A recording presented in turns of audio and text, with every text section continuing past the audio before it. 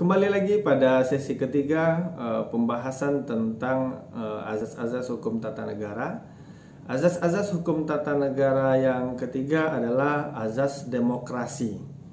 Nah, bila mana suatu negara dikatakan menjalankan demokrasi, mesti memiliki ciri-ciri.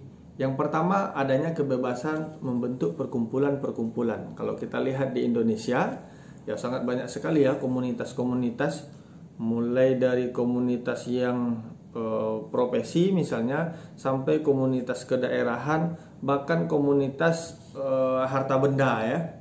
Misalnya ada punya helikopter mereknya apa gitu, perkumpulan itu ada. Lalu kemudian punya mobil, ada perkumpulan mobilnya, punya motor, ada perkumpulan motor gitu ya.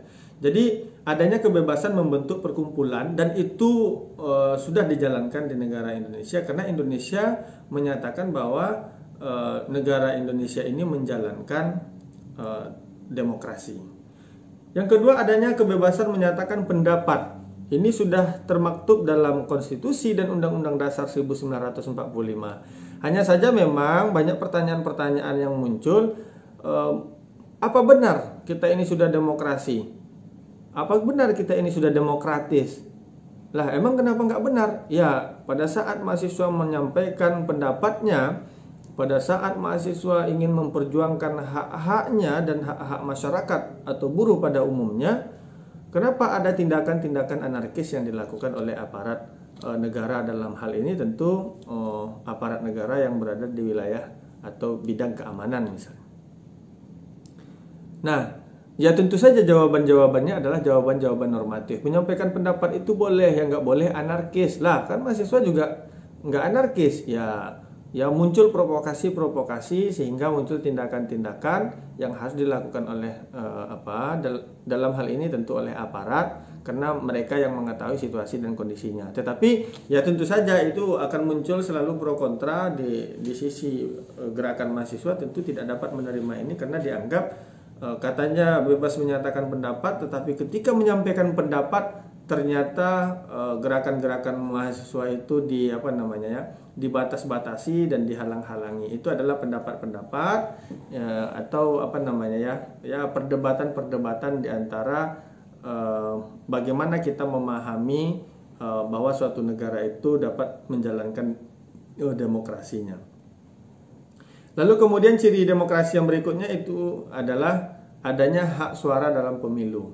Ya tentu saja dalam konstitusi, dalam Undang-Undang Dasar 1945, setiap warga negara punya hak untuk memilih dan punya hak juga untuk dipilih. Jadi kita ini berada pada situasi dan kondisi yang sama. Kita punya hak memilih dan kita punya hak untuk dipilih. Lalu muncul pertanyaan, misalnya ada pertanyaan-pertanyaan yang menyatakan bahwa berarti tidak memilih itu juga pilihan. Nah, itu persoalan-persoalan lain, karena dalam konteks demokrasi banyak juga kelompok-kelompok yang menamakan dirinya misalnya golongan putih, tidak memilih satu di antara pasangan calon. Ya, dalam hal ini tentu kita berbicara pemimpin yang akan dipilih untuk menjalankan roda pemerintahan ini supaya berjalan sesuai dengan konstitusi dan Undang-Undang Dasar 1945. Tetapi adanya hak suara dalam pemilu. Hanya saja dalam beberapa kasus memang ada masyarakat yang tidak mendapatkan hak pilihnya karena masalah-masalah administratif. Ya, semestinya hal-hal seperti itu tetap dimaksimalkan untuk diminimalisir supaya hak-hak masyarakat tidak terabaikan. Lalu kemudian ciri-ciri demokrasi itu jika adanya kesempatan untuk dipilih untuk menduduki jabatan-jabatan tertentu, tentu saja kita berbicara tentang syarat dan ketentuan berlaku ya. Kemudian terdapat berbagai sumber informasi ya.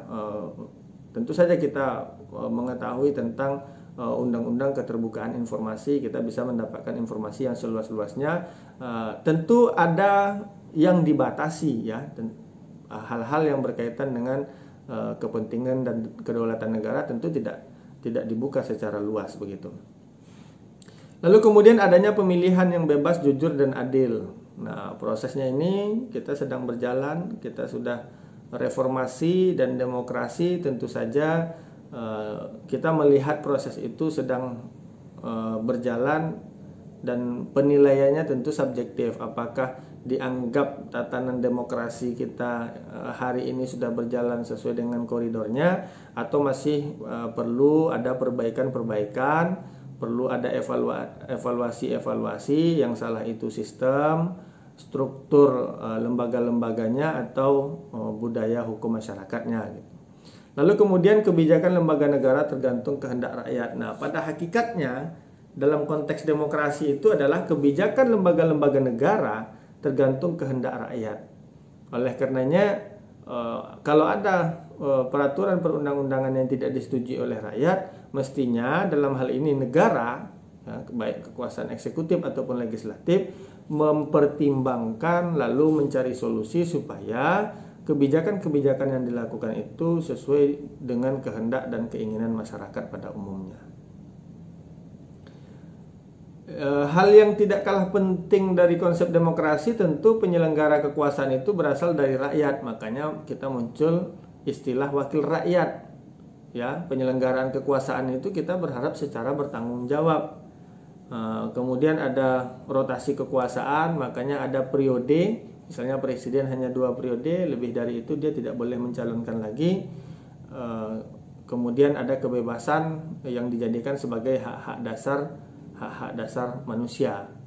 Dalam hal yang lain tentu kita bicara tentang asas-asas dasar politik ya. Orang boleh berpolitik, nggak boleh dihalang-halangi berpolitik, terkecuali ada partai-partai politik yang tidak dibenarkan dan tidak diakui, bahkan dibubarkan misalnya. Lalu kemudian ada azas mayoritas, kemudian ada azas perwakilan, azas pertanggungjawaban, dan azas publik. Ini adalah azas-azas demokrasi yang melandasi negara hukum. Saya kira itu pada sesi ketiga ini. Nanti saya kira cukup ya untuk konteks tata negara pada umumnya. Saya tidak menjabarkan secara spesifik memang, karena akan ada pembahasan yang lebih spesifik tentang hukum tata negara secara khusus. Demikian, Assalamualaikum warahmatullahi wabarakatuh.